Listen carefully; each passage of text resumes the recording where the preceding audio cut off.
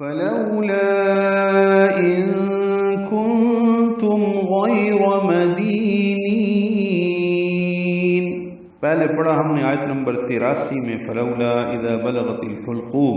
ابھی فلولا ان کنتم پڑھ رہے ہیں. لو بولین لا ان میں مد منفصل، ان کنتم میں نون ساکن کے بعد قاف اور تا آنے کی وجہ سے دونوں جگہ اخفا ہے.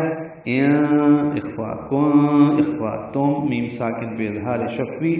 غیر میں غین پر ہے، یا باریک ہے، را پھر پر ہے. غیر غیرہ نہیں پڑھیں گے. غیر مدینین.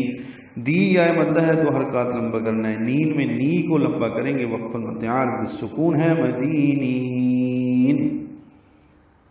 پس اگر تم کسی کے زیر فرمان نہیں، ترجعونها ان کنتم صادقین. تا باریک ہے، را پر ہے، را ساکن سے پہلے زبر آنے کی وجہ سے را پر ہوئی ہے. ترجعونها. عین وسط حلق سے ادا کریں گے.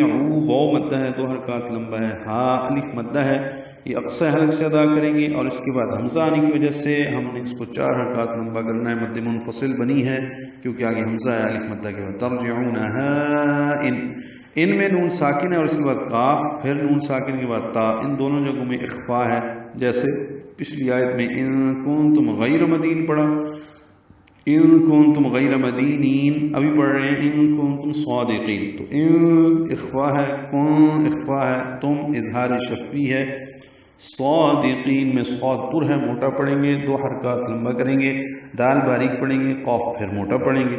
تو بیچ میں دال ہے کہ اس کو صادقین نہیں پڑھ دینا، صادقین. اب قاف کو لمبا کرنا ہے کیونکہ وقف کر رہے ہیں، نون ساکن پہ اظہار ہوگا اور وقفاً یہ مد عارض بالسکون ہے. تو تم اس یعنی روح کو لوٹاتے کیوں نہیں اگر تم سچے ہو؟